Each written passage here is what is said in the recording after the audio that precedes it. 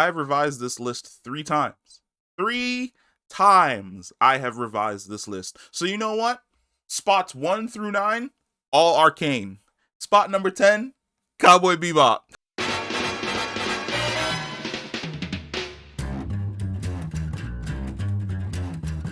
I think it's time to blow this scene. Get everybody in the stuff together. Okay, 3, 2, 1, let's jam. Can you imagine if Cowboy Bebop, the Netflix show, actually made it to the top 10 list? My heart. I don't think my heart would have been able to take it. But it's the end of the year. It is the final day of 2021. We lost Betty White today because the universe knew.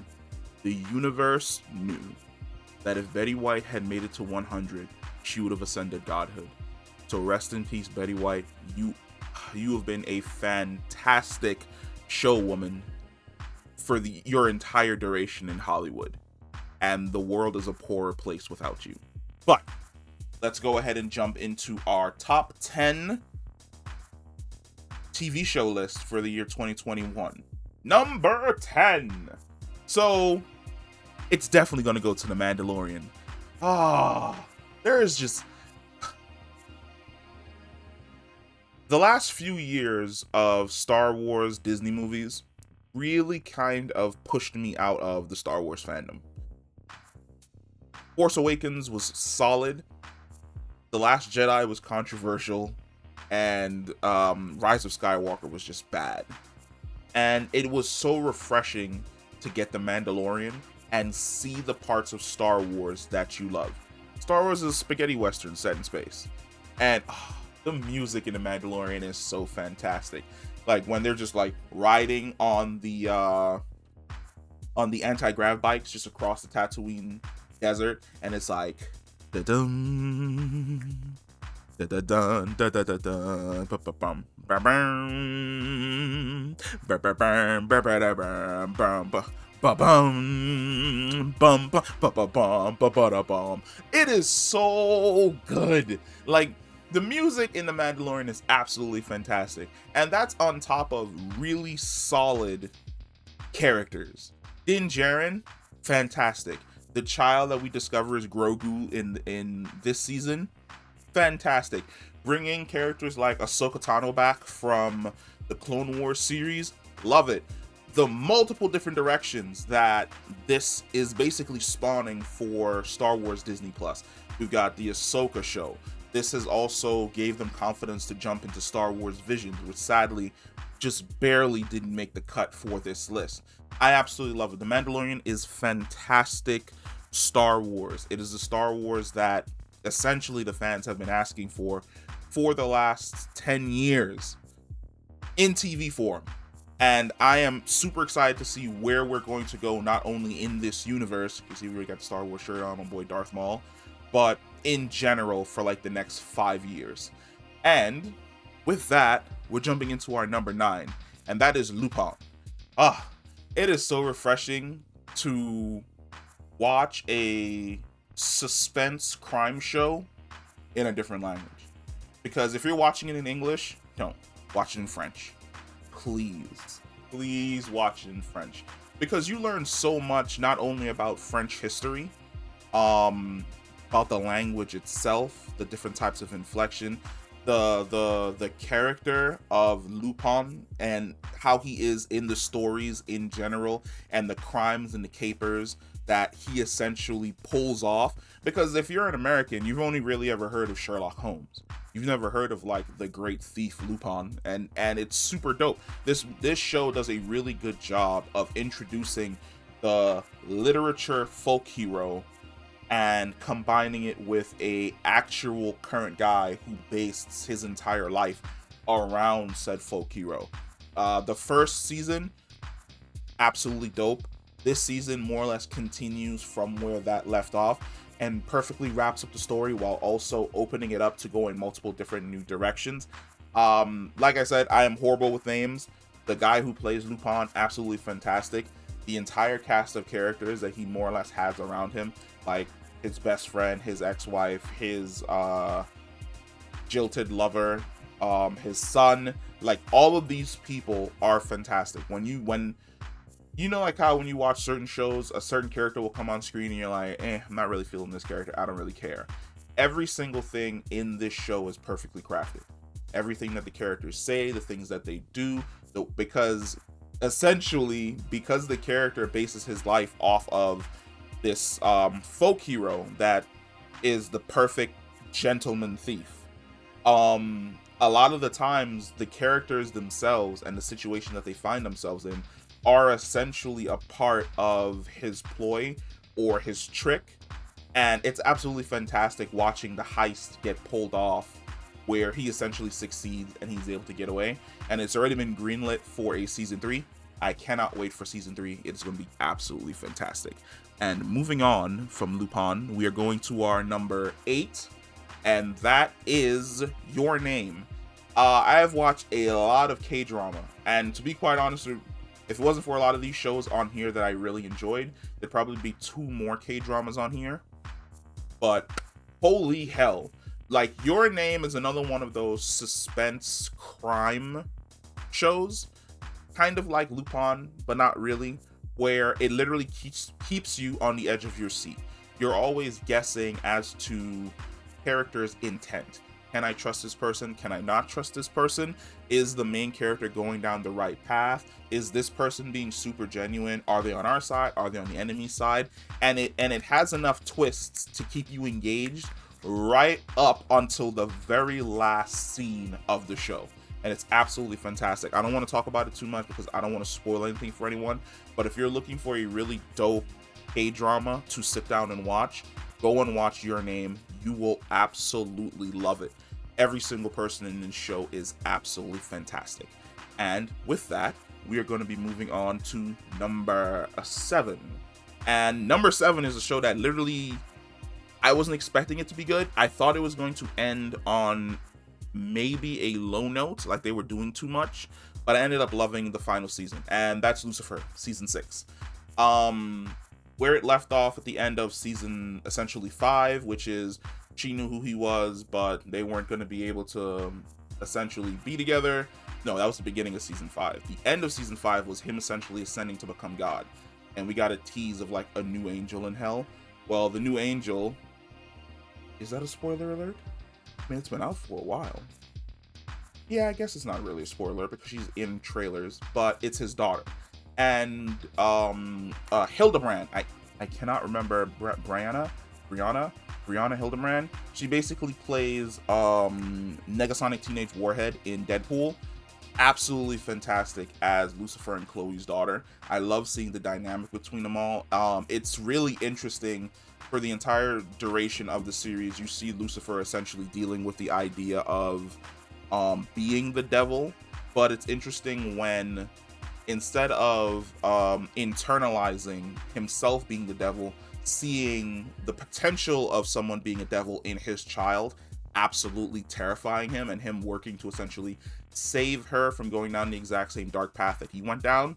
Dope. Everyone in the show did a fantastic job. Like I said, I am horrible with names, so unless I have like a cheat sheet somewhere, I'm really not gonna remember their names. The dude who plays Lucifer crushes it. He always crushes it. I remember him from Doctor Who, and it's super dope seeing him run through this entire series from when it was on Fox to when it ended up on Netflix. I feel as though when he ended up on Netflix, he was able to, you know, flex a little bit more. Chloe, fantastic. Mazikeen, fantastic. Dan, fantastic. All of the actors do a fantastic job in this show, and I'm really sad that it's ending. I really wish we'd probably gotten one more season, but I'm happy with where the show ended up because I feel as though all the characters essentially ended up where they were supposed to at the end of the series. And with that, we are jumping into number 6, and number 6 is another show that came out of nowhere to surprise me, and that is Superman and Lois. I'm sorry, CW, where were these production values and this fantastic writing for the rest of your series? Like, you let The Flash crash and burn for like 3 seasons. You let Arrow crash and burn for like 2. You let you kind of just let Legends of Tomorrow just go off and just do whatever the fuck they want, which is fantastic because that show in and of itself is great, doing whatever the hell they want. But Superman and Lois is absolutely fantastic. Taylor Holshin. I'm really hoping I'm not butchering that name.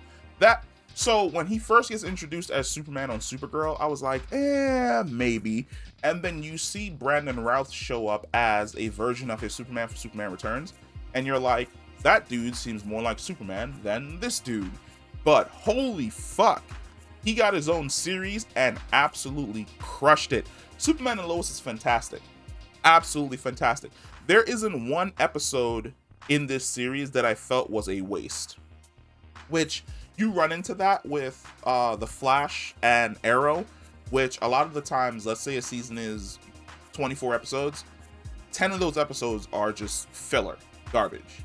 And I think the perfect direction the CW needs to go in now is to reduce the episode count, take that money from those episodes, put it into the funding for the rest of these episodes, and then just write a direct story. Because I was completely invested in Kal-El's story with both Beta Ro and Zeta Ro, discovering that he has like a half brother and that his mother wasn't as altruistic and perfect as he always thought that she was, and that like his father isn't as altruistic and as perfect as he thought he was. But then there's also like the family dynamic, like what do you do when you're Superman and you're alien and your kids are essentially half alien, and now they're dealing with any type of genetic issues that may come up from essentially two different species coming together and having like a kid. And then your kids are also dealing with their whole coming of age issues where one of them's superpowered, the other one's not. Fantastic. It throws all of these things up into the air and perfectly juggles each and every one of them. And if you have not watched Superman and Lois, go and watch Superman and Lois. I think you will absolutely enjoy it. It is indeed that good.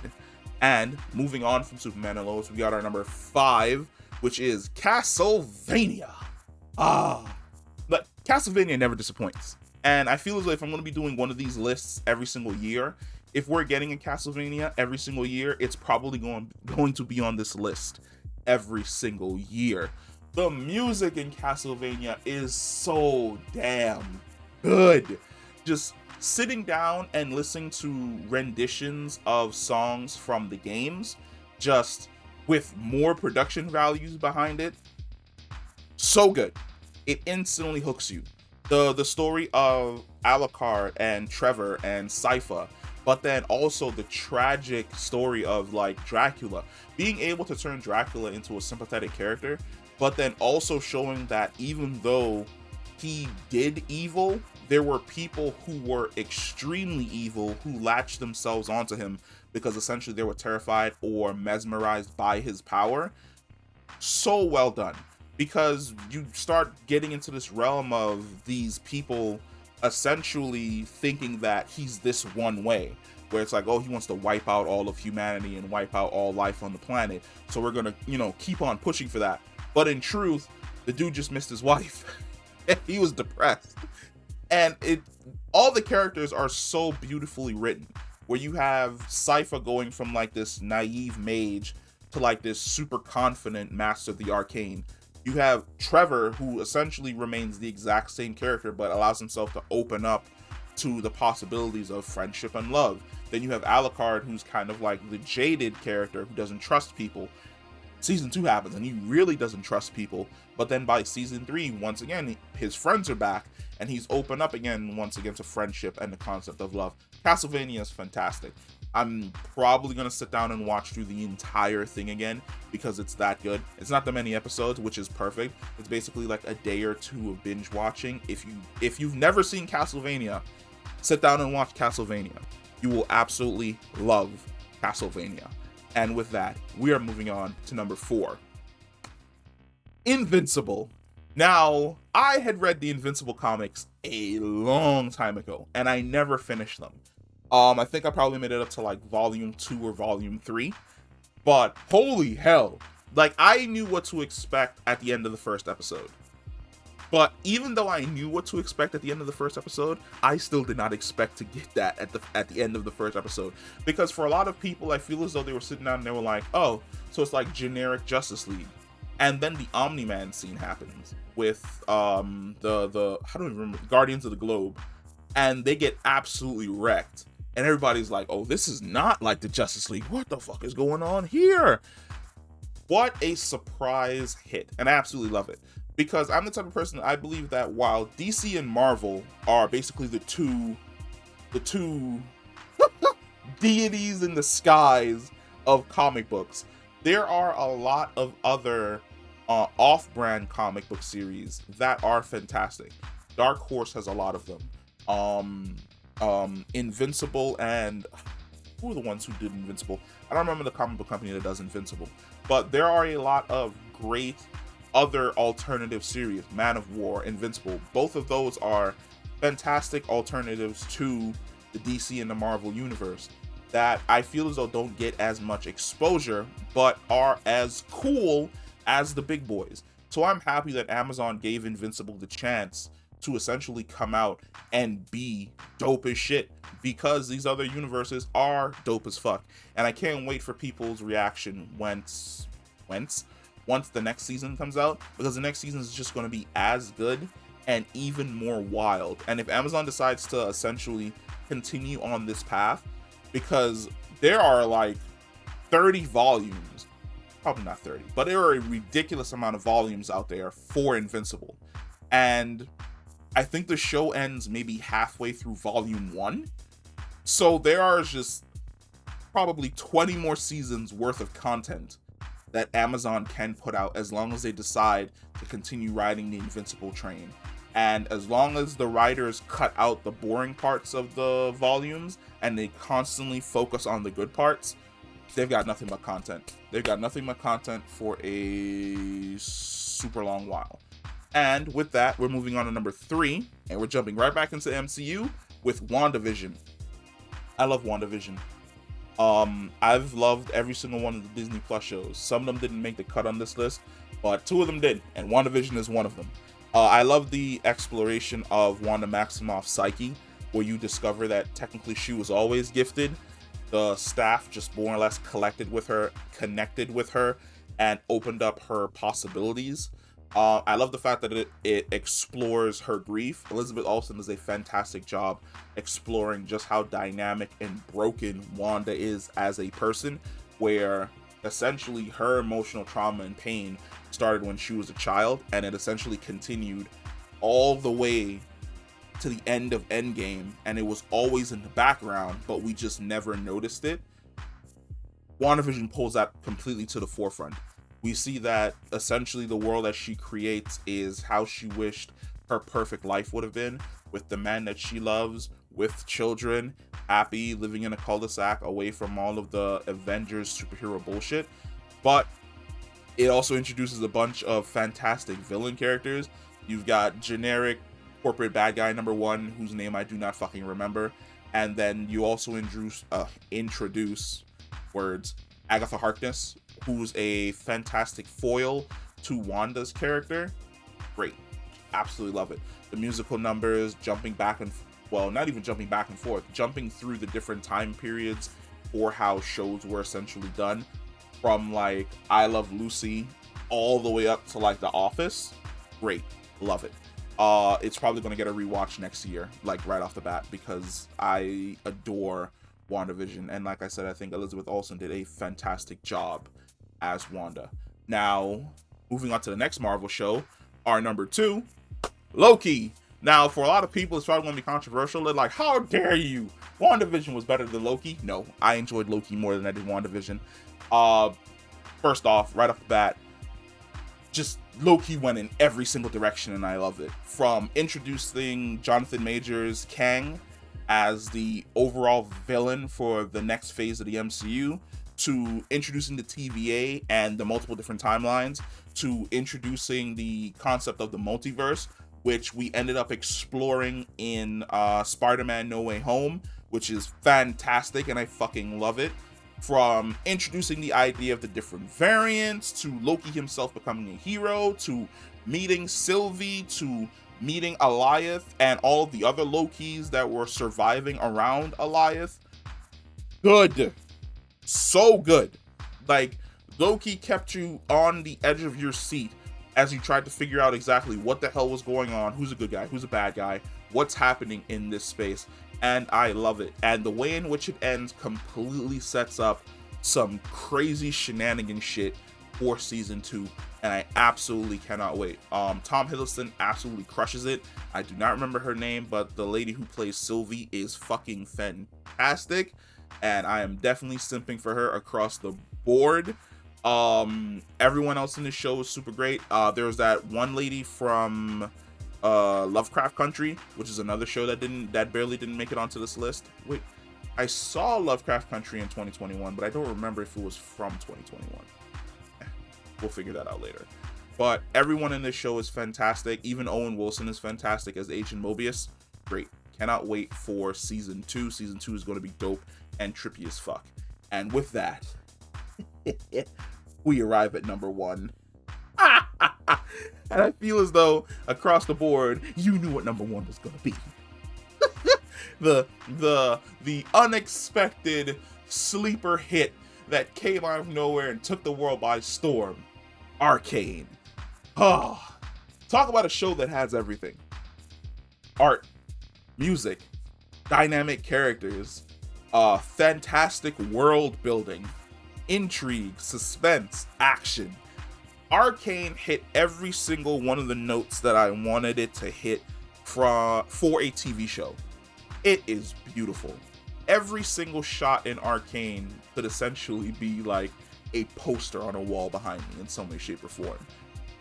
And it's weird seeing essentially characters that I've played as in League of Legends be so deep and dynamic. Like you deal with the social anxiety of being the older child who's responsible for the younger child in Vi. But then you're also dealing with the emotional and mental trauma that Jinx goes through. But then at the exact same time, you're also dealing with like the emotional trauma and the hero's burden of like a character like Echo, while also dealing with the emotional trauma and the hero's burden of a character like Jace. And then you have the mentor character dealing with the rebellious proteges in Heimerdinger. And then you have the person dealing with physical disabilities over here who's just trying to lead a normal life, but he's ignoring the fact that life is already beautiful around him in no, I did not just forget your name. You're on the tip of my tongue. You ever had that happen to you where like you remember somebody's name and then just as you're about to say their name, poof, it's gone? Victor. And it came back. Every single character in this show is fantastic.